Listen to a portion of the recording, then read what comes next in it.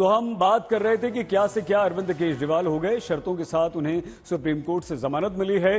पहले 21 मार्च को शराब नीति घोटाले में ईडी ने यानी कि प्रवर्तन निदेशालय ने अरविंद केजरीवाल को गिरफ्तार किया था।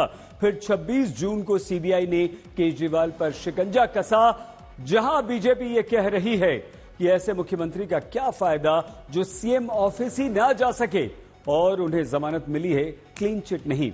वहीं आम आदमी पार्टी ये कह रही है कि आखिर सत्य की जीत हुई, बीजेपी के झूठ की हार हुई।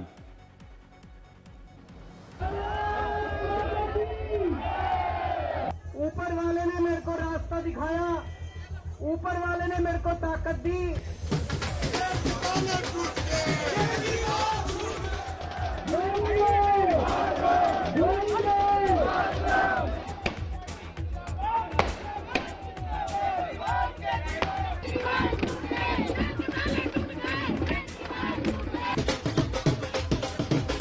भारतीय जनता पार्टी के झूठ का पहाड़ ध्वस्त हो चुका है।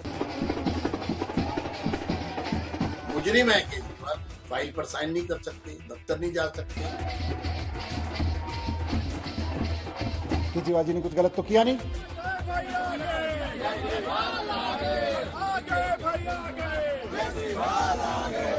जब कुछ कर नहीं सकते तो इस्तीफा दो, किसी और को लाओ। देश के इतिहास में यह पहला मौका था जब कोई मुख्यमंत्री पद पर रहते हुए जेल गया हो। इसे संयोग ही कहा जाएगा कि दिल्ली के मुख्यमंत्री अरविंद केजरीवाल देश की सबसे हाई प्रोफाइल जेल तिहाड़ में बंद थे। वही तिहाड़ जेल जो दिल्ली सरकार के अंतर्गत आती है, यानी दिल्ली सरकार के बॉस खुद तिहाड़ जेल में आम आरोपियों की तरह बंद रहे। लेकिन तिहाड़ से बाहर आते ही केजरीवाल और उनके सहयोगियों का जोश हाई दिख रहा है। माननीय सुप्रीम कोर्ट ने भारतीय जनता पार्टी को भी एक बहुत बड़ा संदेश दिया है कि तुम्हें अपनी तानाशाही बंद करनी पड़ेगी। आज माननीय सुप्रीम कोर्ट का आदेश भारतीय जनता पार्टी के मुंह पे एक कड़ा तमाचा है कि आप एजेंसियों का दुरुपयोग कर रहे हो। आपने एजेंसियों को अपना केज पैरेट बना के रखा हुआ है। देखिए तिहाड़ जेल में अरविंद केजरीवाल का सफर कैसा रहा। सब मिलाकर 177 दिन तक केजरीवाल तिहाड़ जेल में बंद रहे। ईडी ने 21 मार्च को केजरीवाल को गिरफ्तार किया था। 10 दिन की पूछताछ के बाद 1 अप्रैल को उन्हें तिहाड़ जेल भेज दिया गया था। हालांकि 10 मई को 21 दिन के लिए लोकसभा चुनाव में प्रचार के लिए उन्हें जमानत पर रिहा किया गया था। लेकिन लोकसभा चुनाव के नतीजों से पहले ही 2 जून को केजरीवाल को तिहाड़ जेल में सरेंडर करना पड़ा। चुनाव प्रचार के लिए वो 21 दिन तक अंतरिम जमानत पर थे, यानी केजरीवाल ने कुल 156 दिन जेल में बिताए। वहीं सीबीआई ने शराब घोटाला मामले में ही केजरीवाल को जेल से ही 26 जून को गिरफ्तार किया था। दिल्ली की विवादास्पद आबकारी नीति के मुख्य आरोपियों में से एक अरविंद केजरीवाल की 177 दिनों की हिरासत और 156 दिनों की जेल का सफर पूरा हो गया। इस बीच अरविंद केजरीवाल को ईडी ने 21 मार्च को गिरफ्तार किया था, यानी लोकसभा चुनाव के ऐलान के 1 हफ्ते बाद।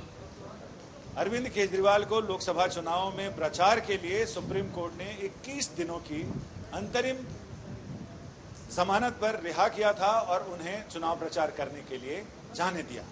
इसके बाद अरविंद केजरीवाल आज 13 सितंबर को रिहा हुए हैं और इसके साथ ही केजरीवाल को अभी भी आम आदमी पार्टी के राष्ट्रीय संयोजक के रूप में वो जरूर अपनी भूमिका का निर्वाह कर देंगे, लेकिन दिल्ली के मुख्यमंत्री के रूप में अपनी भूमिका का निर्वाह करने के लिए उन्हें फिलहाल इंतजार करना पड़ेगा। सुप्रीम कोर्ट ने 5 सितंबर को केजरीवाल की याचिकाओं पर फैसला सुरक्षित रख लिया था।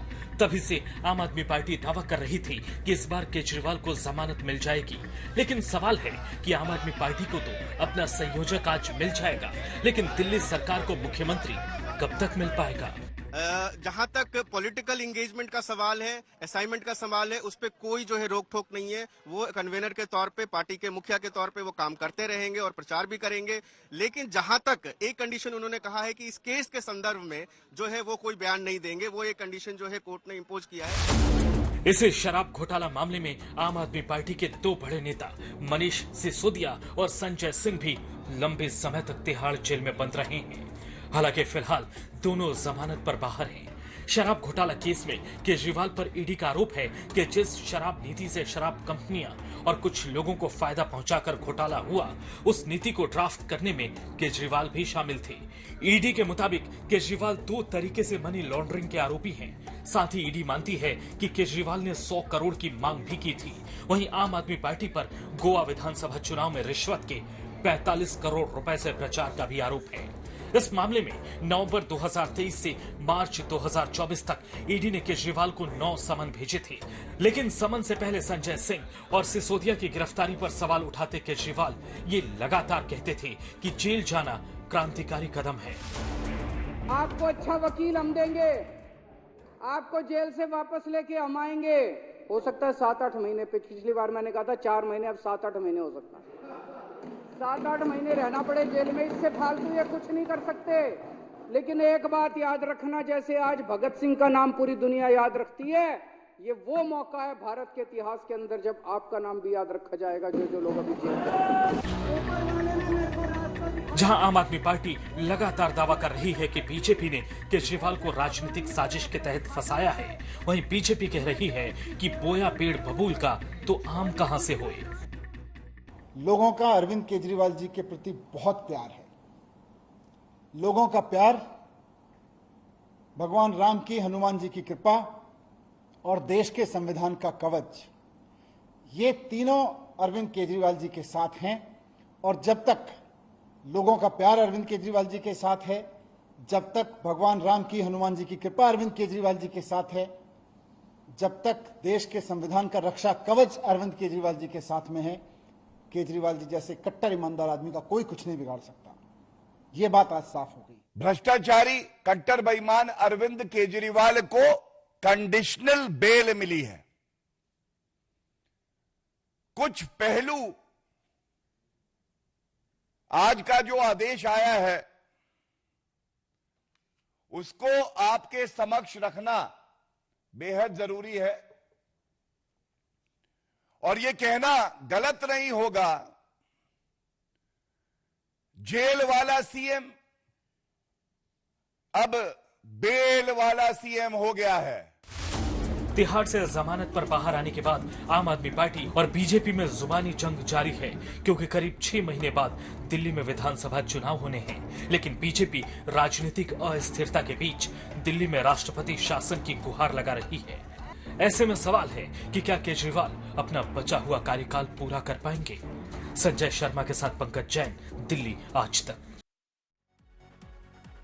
अरविंद केजरीवाल जेल से बेल तक पूरी कहानी हम आपको दिखा रहे हैं। आगे बढ़ने से पहले अगले 6 महीने में विधानसभा के चुनाव में, लेकिन उससे पहले हम आपको बताएं कि देखिए 2024 आम आदमी पार्टी का रिपोर्ट कार्ड, 5 राज्य 22 सीटों पर लड़े, सिर्फ 3 पर जीते हैं और इनमें पंजाब में 13 सीटों पर लड़े और 3 जीते, बाकी सब हारे हैं। दिल्ली में 4 की 4 सीटें हारे, हरियाणा 1, गुजरात 2, असम 2, सारी सीटें हारे हैं। सिर्फ पंजाब में, जहां पर आम आदमी पार्टी की सरकार भी है। लोकसभा चुनावों का रिपोर्ट कार्ड हम अरविंद केजरीवाल का, उनकी पार्टी आम आदमी का दिखा रहे हैं आपको। और अब अगले साल बस 6 महीने बाद, यानी कि 2025 के शुरुआत में दिल्ली में विधानसभा के चुनाव होने हैं।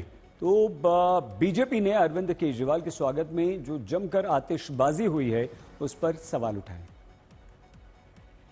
अभी 3 दिन पहले हमें बताया गया था कि पटाखों से दिल्ली में प्रदूषण होता है। बताने वाले गोपाल राय से मैं पूछता हूं, अब इन पटाखों से कुछ नहीं होगा क्या जो मुख्यमंत्री के दरवाजे पे जल रहे हैं? मैं गोपाल राय को चुनौती देता हूं कि अगर हिम्मत है, ईमानदारी है, तो या तो दिवाली पे जलने वाले पटाखों से भी प्रतिबंध हटाएं, रामलीला में जलने वाले पटाखों से भी प्रतिबंध लगाएं, या फिर इस कलयुगी रावण के जेल से छूटने पे जो पटाखे जल रहे हैं उन पर प्रतिबंध लगाए, उन्हें रोके और उन्हें जलाने वालों पर कानूनी कार्रवाई करे। वीडियो साक्ष्य हैं।